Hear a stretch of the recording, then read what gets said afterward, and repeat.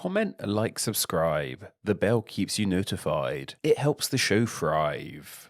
On the whole, we don't really cover current events here at Name Explain. I tend to save topical stories for my Patreon exclusive podcast of Name News. Name News is a monthly release over on the Patreon where I highlight name and language related news stories from the previous months with my own thoughts on the matter. It's a pretty fun time, and if you like the sound of it, please do consider supporting the channel on Patreon. You can listen to the podcast for just $1 a month, and that's on top of other rewards like ad-free videos and a weekly blog. Cheap plug aside, however, sometimes something so big happens in the world of names that I just have to talk about it here on the channel and dedicate a video to it. Like when Prince Harry lost his titles, or when Japan changed the name of its era, or when COVID-19 just messes up our entire way of life. Well, in recent days, there seems to have been some pretty big name-related news brewing, and it seems to have recently come to a head. This all has to do with the country of Turkey. Well, the country that was once called Turkey, I ought to say, as on the 2nd of June 2022, the United Nations agreed, after a letter from Turkey, that the nation will be no longer known as Turkey on the world stage, and instead will be known as Türkiye to everyone. That's right, a country on our planet has a whole new name. How could I not talk about this? Though this isn't the first time a country has received a new name. As we've established by now on the channel through various videos, countries have changed their name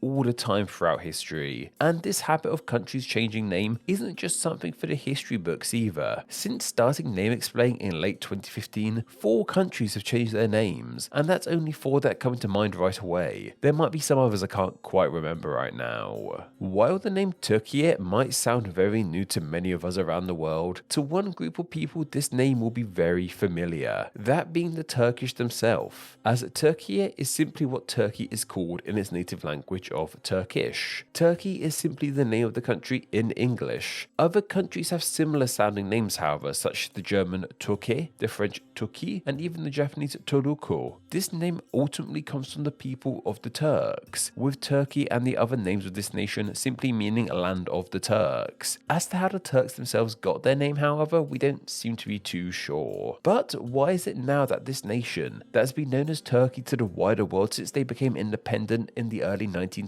has decided to ditch this name and become known as their native name to everyone? Well, there seems to be a few reasons as to why this change is happening now, and they all seemingly relate to the current president of the nation, a man by the name of Recep Tayyip Erdogan. He assumed office in 2014 and has wanted to make this change to the country's name for years. He said on the matter that the name Türkiye is the best representation and expression of the Turkish people's culture, civilization and values, and this explanation many saw as a very nationalistic approach. And his critics have claimed that the name change is an absurd move to try and win the populist vote in the nation's upcoming election in 2023. Though many do believe that this name change is a good thing, Turkey is fundamentally a foreign name in the land, and many feel that the nation should be known by a name from its own language. Countries shifting to a native indigenous name is a very common reason as to why many countries have changed their name over the years. To many, it presents a sense of national pride and independence. These countries don't want to use the name foreign powers placed on them. This is especially the case in many African nations when they gained independence from European powers, like Rhodesia becoming Zimbabwe, Nyasaland becoming Malawi, or the Democratic Republic of the Congo becoming Zaire, before becoming the Democratic Republic of the Congo again. It's a whole thing. To countries like this, these name changes reflect a sense of freedom, the idea they are no longer under the influence of a foreign power. This is perhaps somewhat the case for the switch from Turkey to Türkiye. However, there is seemingly another reason why the president is thought to want to get rid of the name Turkey on his nation. And while this one isn't confirmed by Erdogan, a lot of insiders believe it to be a big factor in the name change, and it has something to do with a certain species of bird. It's no big surprise that the name of Turkey up until this point has shared its name in the English language with the beloved farmyard bird, known for their plump physique, dangling red neck skin, and being so tasty that their meat is said it's exclusively for special occasions like Thanksgiving and Christmas. Though I've actually been a vegetarian for some time now. Is turkey meat actually nice or what? I honestly can't remember. Anyway, the link between the name of this country and the name of the bird is something that has been joked about for years, and is one of the first things people notice about the country. I even made a video about the fact back when my channel was still popular. It is not a coincidence that this country and the bird share a name in English, however. To sum up this link briefly, the nation's name came first, and people in the nation of Turkey used to export a bird from East Africa called the guinea fowl to Europe. This name became so heavily linked with the nation of Turkey and the Turks who exported them that they became known as turkey cocks and turkey hens. The birds we call turkeys today, however, are actually from the Americas, and once the New World was settled, people started bringing these birds back to Europe too. These American birds reminded people in looks and taste of the birds Turkish people were bringing to Europe from Africa, so they got named turkeys too. So the bird that the Turkish weren't exporting got stuck with the name turkey, but the birds that people from Turkey were exporting ended up with the name guinea fowl. Very silly, but names at the best of times are pretty silly anyway. What's really interesting is the huge variety of names that the modern bird we call turkeys have across the globe in different languages, all coming from different origins. For reasons outside the scope of this video, in many countries this bird became heavily linked with India and got names relating to India, such as the Hebrew name of Tanagol Hondu, meaning the rooster of India. In Turkish itself, the name reflects India too, as turkeys in Turkish are called Hindi. Other languages relate to their New World origin, however. In Portuguese, for example, these birds are named after a different country entirely, being called a Peru, because this is where they were found. And then some countries just go screw it, like how in Japanese they're called Shishimencho, which means seven-faced bird. Though whatever name this bird has, it seems that poor turkeys don't have the best public image. Many see them as little more than mindless birds that go gobble gobble, getting fatter and fatter until they're ready to be eaten on Christmas Day. Beyond the bird, however, the name of turkey has other meanings too. One of the other definitions you will find for the word turkey is it relating to dumb people, or as the Oxford English Dictionary puts it, a stupid, slow, inept, or otherwise worthless person. Though turkey also has the really cool meaning of getting 3 strikes in a row in bowling, which is pretty cool if Wii Sports taught me anything.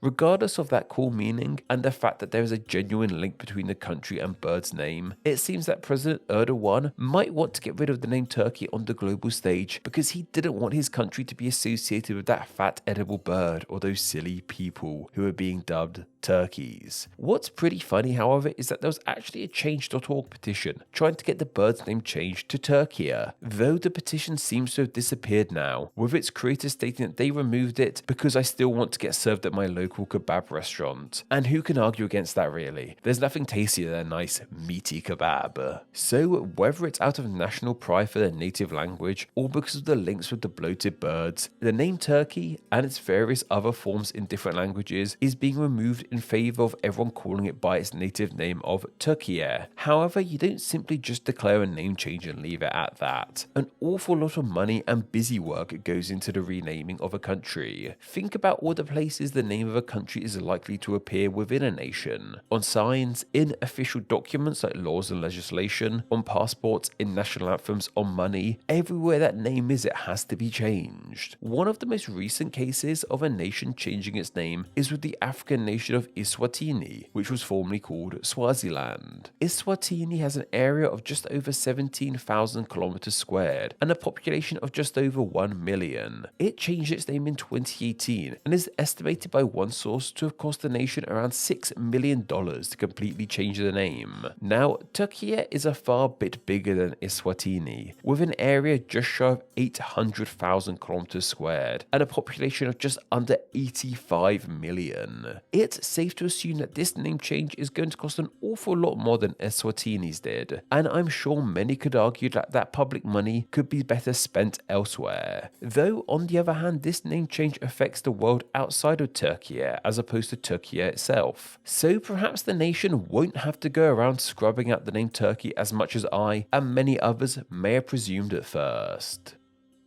The biggest issue facing the name of Türkiye, however, is the possibility of no one actually using it. As I say so often, names only really work as names if everyone agrees to them. You can go around declaring something as something's official correct name, but if no one's going to use it, then does that name even apply to it? There's actually a great modern example of this happening. In 2016, a new name was created for the Czech Republic, that being Czechia. This name was created so the nation could have an official short form name to go by, in the same vein of its neighbour, the Slovak Republic, being more commonly known as Slovakia. While this name is officially in use, with it even appearing in places like Google Maps, it seemingly has not caught on too much at all. A lot of people in and out of Czechia have not even heard of this new name for the nation, and many who have simply choose to not use it. The nation's very own Prime Minister didn't find out about the name change until 2020, when he was told about it mid-interview. He said on the name, "I didn't know this. I don't like it at all. We're the Czech Republic. We're Czechs, and I don't know who came up with such a stupid idea." Crazy. It's safe to say that having the nation's own Prime Minister not knowing about the name and then proceeding to call it a stupid idea isn't the best of endorsements for the name Czechia. Could this be the same fate for the name Türkiye too? Well, it's too early to tell, that's for sure. As of writing, this name change literally happened days ago. I've read reports of news outlets using the name, though also slipping up on occasion out of habit. Though the real challenge is going to be making normal, everyday people use it and spell it. This is a name change primarily aimed at the English language, as that's the language that has the deepest connection between the nation and the bird. However, this name is going to prove a challenge to the English-speaking world, and that's primarily to do with the second letter of this name, the accented U. This accented U doesn't really appear in the English alphabet, although it really should, so getting English people to say it correctly first try is going to be a challenge. Even on the standard English keyboard, accented letters aren't that easy to access. I know how to get them on Apple products with holding down keys, but on other platforms I literally have no idea. It's going to be a challenge to get English speaking people to use this name when they aren't even going to be able to spell it or say it correctly easily. But on the other side, that could be seen as the English speaking world's problem. They're the ones who should learn other countries' languages. President Erdogan can change the name all he wants, but only the people can decide to use it or not. So, is the name Turkey's goose cooked? Well, only time will tell. Name Explained depends on viewers like yourself supporting the channel financially on Patreon, so a huge thank you to everyone who does. Donating just $1 a month helps the channel amazingly and gets you bonuses including ad-free videos, exclusive content, and the power to request ideas to be made into actual Name Explained videos. $2 a month gets you all that, plus your name here with all these awesome people. Visit patreon.com/nameexplain or click the link down below to find out how you too can support the channel. Thank you. Thanks for reaching the end of the video. Why not watch another and subscribe to keep up to date on all things Name Explain. You can find myself on Instagram where I'm NameExplainYT, and join the Facebook group Friends of Name Explain to talk with myself and other name nerds. All that will be linked down below. Anyway, I hope you enjoyed this video, and once again, thank you all so much.